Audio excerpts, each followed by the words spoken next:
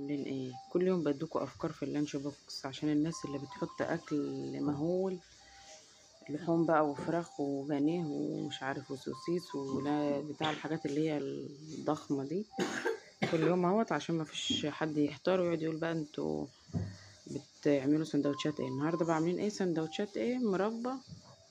عامله لهم نص السندوتشات مربى ونصها جبنه رومي مع برتقان وبلح والازاز بتاعه الميه بتاعتهم وبس. ولو هتدوهم مصروف او هتدوهم شوكولاتايه ماشي، كان بها ما كانش كده خلاص، يبقى الحمد لله كده رضا من عند ربنا.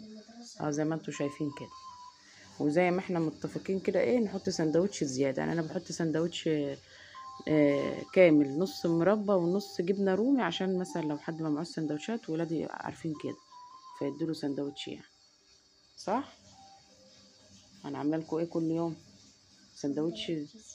عشان ايه؟ عشان اي حد معهوش سندوتشات من اصحابهم او كده وحاسين ان هو ممعوش فبيدوله ايه؟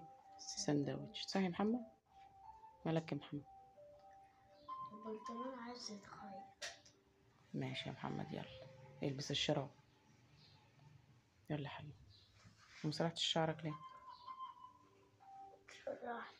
طب يلا يا حبيبي. ماشي يا بنات كده اهو.